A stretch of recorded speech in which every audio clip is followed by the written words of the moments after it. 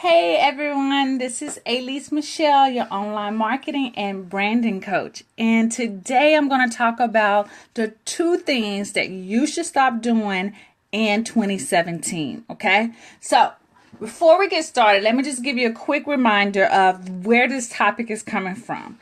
For those of you who might not know, I'm a founder of the Lady Boss Club, which is a monthly training that I do monthly trainings, video trainings, and I also do a monthly marketing call that is called Boss Up Sessions. And in those monthly marketing video trainings now, is that I share behind the scenes of my business of what's working, trends that I've learned of what are working and what's not working from things that I've learned from my coaches, and that it's an opportunity for my Lady Boss members to ask me Q&A.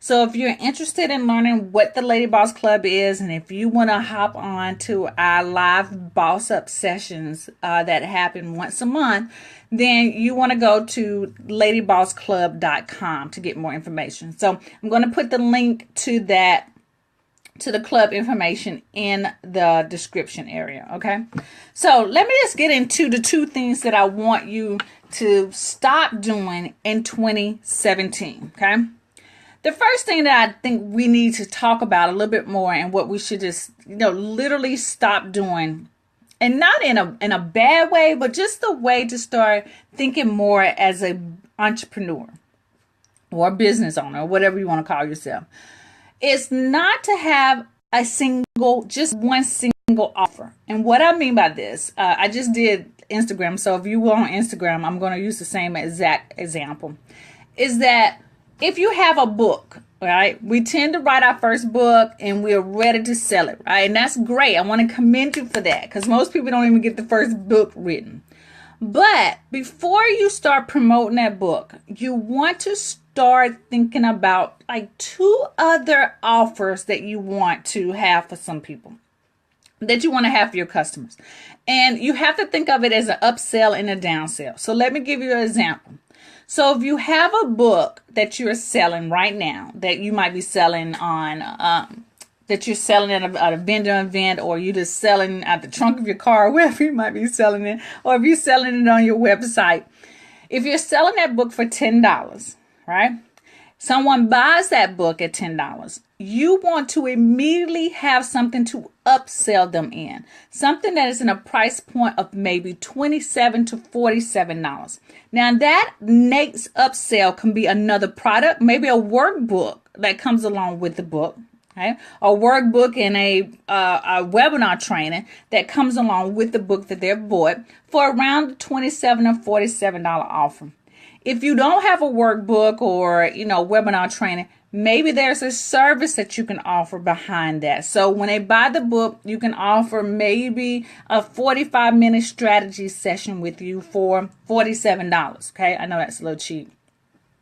But if you don't have a product that you can physically do, so that would be considered the upsell. Now, if the person does not buy the upsell, then you can offer a downsell. And that downsell tends to be a little cheaper than the $10 book.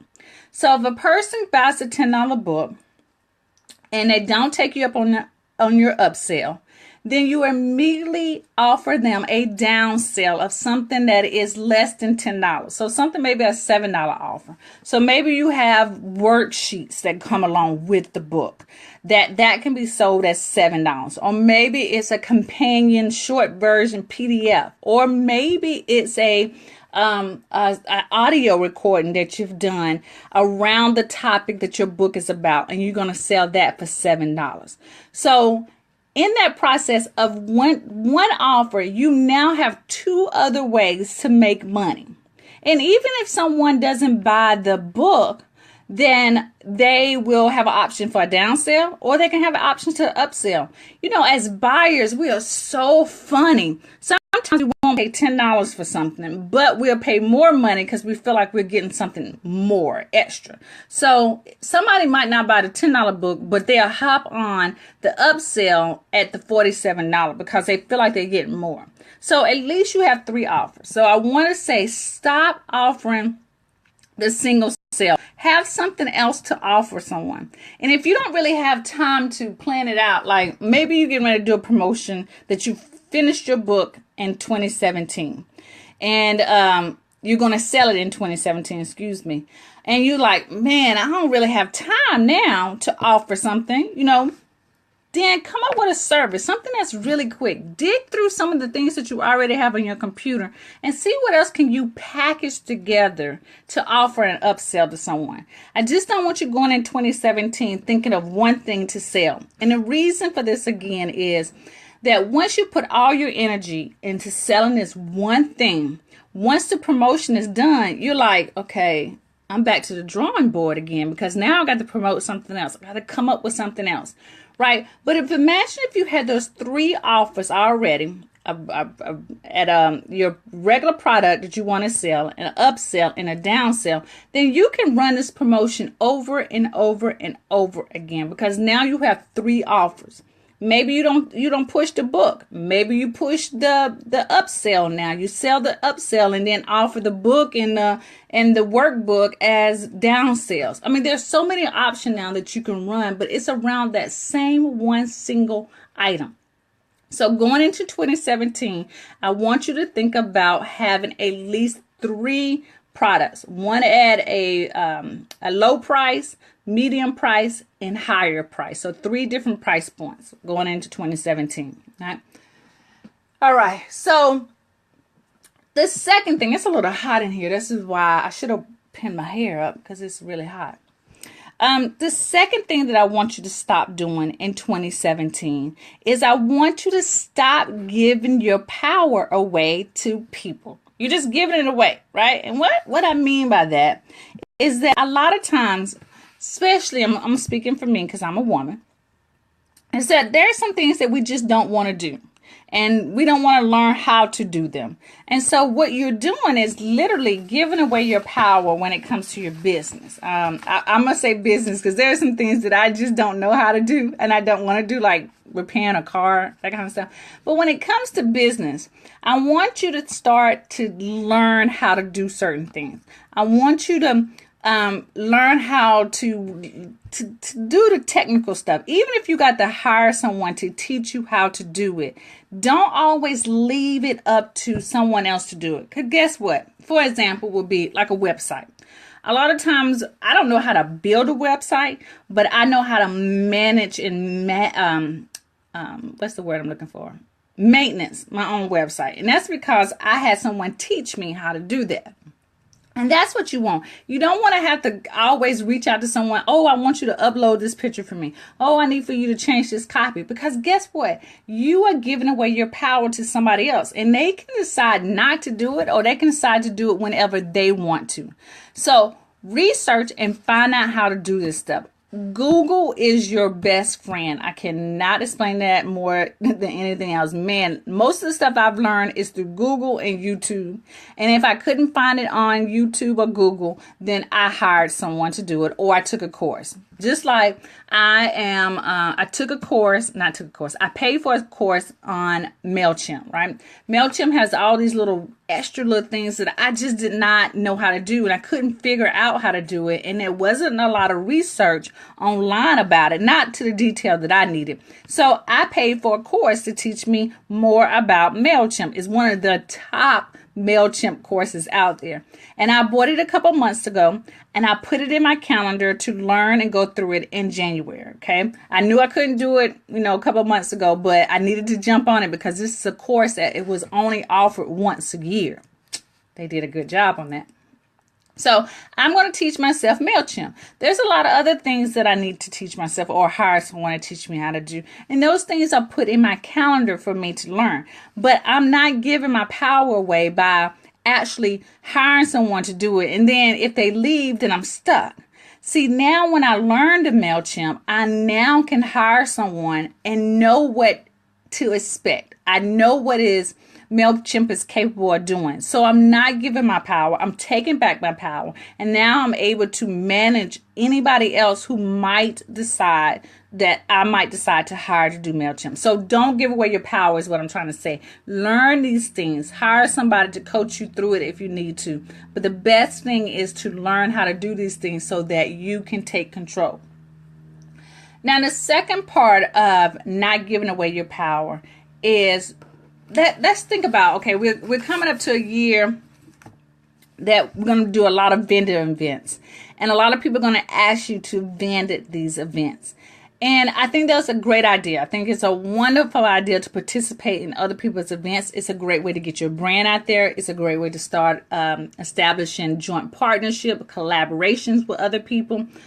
But what I want you to start thinking about, if you're going to do these vendor events or any kind of events that you're going to host or something, you need to figure out what are you going to get in return. It's a give and take kind of thing. Now, I know sometimes that's an ugly word, like, oh, you should be wanting to do it from your heart. It's not about that. It's just, I want to just help other people. I've heard that. Okay. That's all great. But if you're running a business, it is also about making money. So in this give and take situation, doing a vendor event, I would like to ask you to ask the event host, is there any way that you can collect email addresses from the people who are attending? Right? So maybe they have an email list they sending out a weekly newsletter to.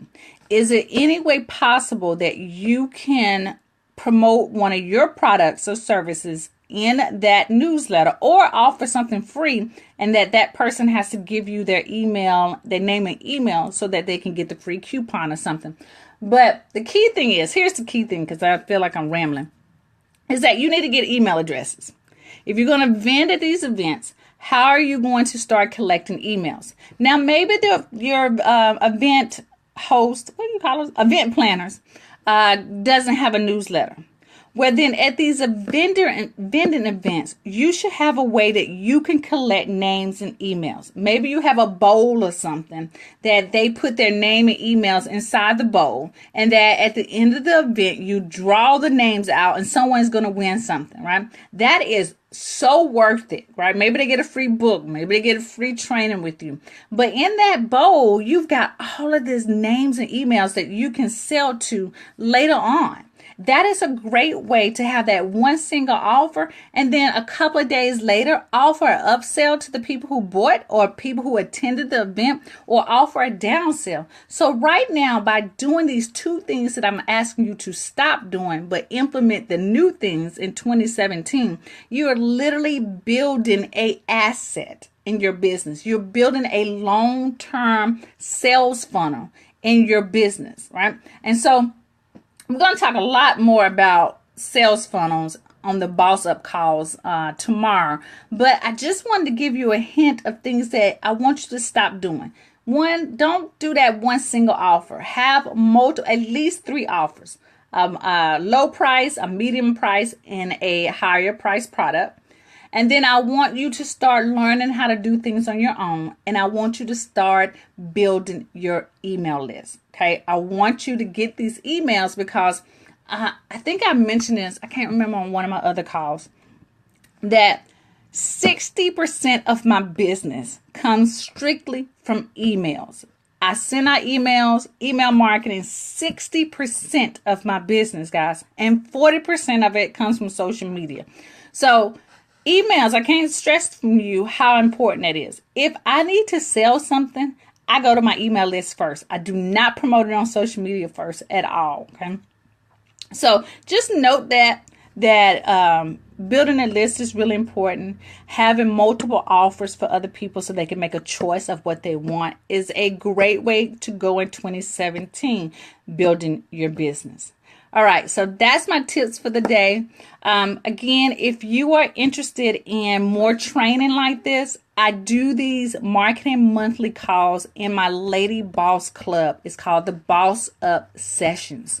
And in those monthly marketing calls, we talk about behind the scenes, new trends that are working, things that I just learned how to do. But if you're interested in being part of that club, go to ladybossclub.com. I am going to put the link to the club in the description area. And if you're looking for free resources, I always tell you to go to aleasemichelle.com/toolkit. You can download my toolkit, which is packed with worksheets, many videos, those type of things to help you build your business and build your brand. All right. So guys, thank you so much for joining me today, and I will talk to you next week. Peace out.